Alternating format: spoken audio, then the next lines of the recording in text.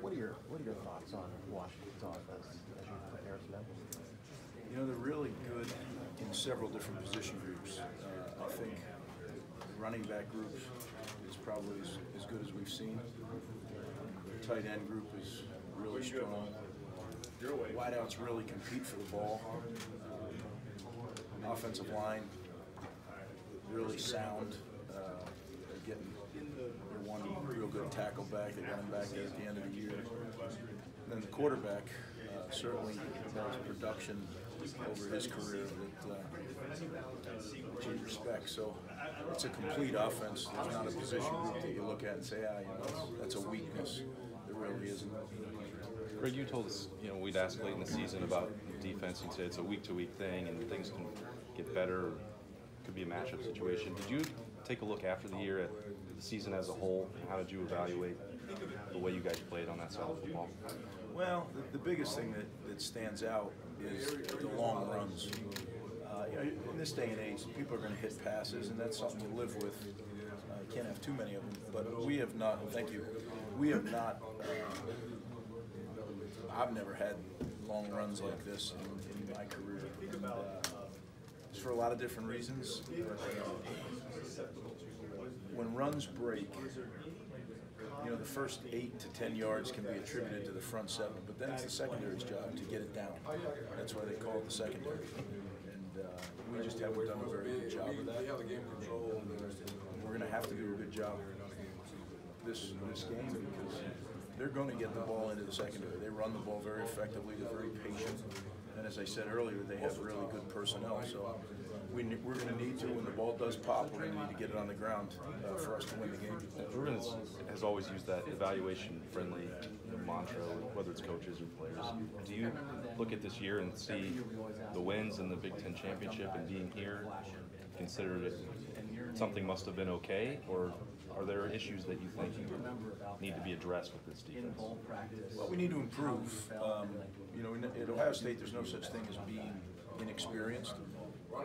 But we never, where we struggled, we never really got our safety opposite Jordan Fuller. We went into the year that as a question mark, and it wasn't until late in the year that Brendan White started to do some good things. But I say that would be one area. And overall, we did in the big games, and you look at the beginning of the season, you look back and you say, okay, TCU, Penn State on the road, team up north, 3 big games. Defense did a lot of big things in those games, whether it's scoring on defense and TCU twice, blocking a punt, Penn State, keeping our team in the game so we could win the game in the end. And then obviously the team up north with takeaways and block punts and those kind of things. So, and you look at it, I looked at it and evaluated it. It's not what we set out to do, but I think there's this bowl preparation, we've had growth, and this group will have plenty of room for growth because the predominance of them will be back. Chance to be a good defense, but you're not allowed to take skip-its. You're not allowed to take years where you don't play great defense at Ohio State. That's not the way it works. So overall, I was disappointed, but there was a lot of positive things in those big games that gave us a chance to win those games. So opportunistic probably, but not our expectation level. When you look at a few things in flux here because of the change, how do you look at your future at Ohio State? Oh, I don't worry about that. I've always went by God's got a plan for me, for my family, as well as for Ohio State and the whole institution. I'm excited about the future of Ohio State. We're going to see where that all, after the game is when we're going to deal with all that stuff. So I'm not overly concerned with any of it. I think Ohio State's in great position. Coach Meyer has developed a tremendous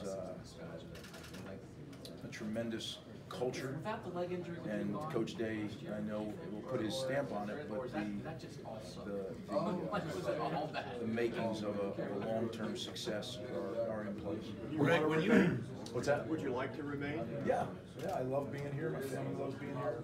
But again, as anytime there's a coaching change, whether it's internal or not, coaches have to a head coach has to select the staff that he feels gives the team the best chance to win. And whatever Coach Day decides to do, certainly his prerogative. And right now, I'm worried about one thing, and that's winning the Rose Bowl. Greg, when you see that early in the year, you talk about working with him early in the year. Really enjoyed it. I thought Ryan did a tremendous job, as I said at the time. He was thrust into a position a day before training camp. You know, a lot of times I remember when I got my first head coaching job, I had 8 months to get ready for that first day of training camp. You know, I think Ryan maybe had 18 hours. He did an incredible job. It was fun working alongside of him, trying to help in any way I could. And I think, you know, winning those 3 first games kind of got our momentum going. And then when Coach Meyer came back, gave us a platform to get the season going. Have you even discussed the future with Ryan yet? We have. I'm going to keep that all private. Ryan and I have discussed it a little bit, but I really didn't want that to be anything. He's got so much on his plate right now. I want him to get our offense ready, number one. He's done an unbelievable job doing that this year. And then he's going to have a whole mess of things. He's already had them on his plate, but January 2nd comes, his life's going to change quite a bit, and he needs time to work through all that.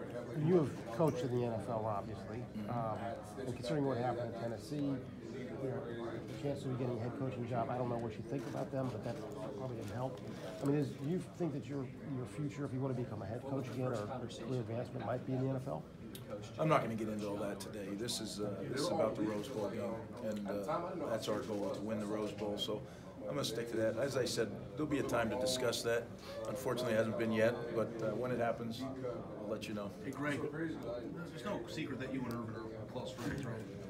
Regardless of what happens, what's it going to be like moving forward without working with him anymore? I mean, does this hit you harder than maybe some of the other people on the staff, just given your relationship with him? Well, you're right. I have a long-standing relationship with Urban, and I just want what's best for him. You know, that comes before Ohio State. He comes before Ohio State. He comes before everything. He's a very dear friend, and I think Coach did a really good job of assessing where he was in life, in his career, and he decided it was time to step down. And as long as that's what he wants, I'm happy for him and for Shelley and their family. So, yeah, but he's not going anywhere. He'll be around. So, our relationship, I really enjoy our relationship. Has your experience at Ohio State been what you hoped it would be? Oh, it's been outstanding. I mean, Ohio State is a unique, rare place. Every week, incredible fan support. All the things you need to be successful as far as resources. Gene Smith, an incredible athletic director who has a great staff that provides you with, you know, all the things you need to win. And we have great, more than anything, we have great players, great kids, young men that are not only talented and fun to coach in that way, but really good people. Coach Meyer and his staff have done a great job of recruiting the right kind of people to Ohio State. What have the past few weeks been like for you guys as a coaching staff, with Ryan kind of leading the recruiting efforts and preparing to take over that head coaching position? Very similar to what it always is that time of year. I mean, it's craziness in December, right? You're getting ready for the bowl game, you're recruiting. Now with the advent of the early signing date, which really should be the signing date, right? And the other one called the late signing date, because that's when everybody signs, at the early signing date. It's been, as it is every year, a whirlwind. A little different in that Urban wasn't on the road with us. Now Ryan was, but that was all good. And you know, I'm really excited about the class that we signed. Hey, Greg, when you came to Ohio State, I don't know if this is like the wrong way of looking back at it, but I think a lot of people thought that when you came to Ohio State, it was going to be like a short transitional period in your career. That you were going to be the defensive coordinator and then go on to be a head coach somewhere in the next year or so. How did you view your goal when you first got at Ohio State? What did you think this place was going to be, and where are you now in terms of just what that initial thought was? Well, I came to Ohio State to coach for Urban Meyer, and I didn't know a ton about Ohio State, but I knew a ton about Urban Meyer. I didn't put any conditions on it. I didn't have expectations. I was out of coaching for 2 years, and I was really going to stay out of coaching for another 2 years. I was coaching my sons. So I was coaching high school football and doing TV. And my plan was to do it until my sons graduated and then get back into college or pro coaching, whatever it was. And then Urban called, and as persuasive as he is, I ended up at Ohio State. And again, I didn't have an expectation of this as a 1 year, 2 year, 5 year.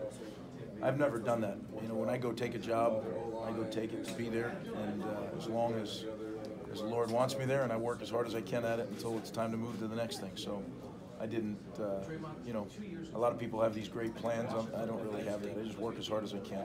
Greg, what was that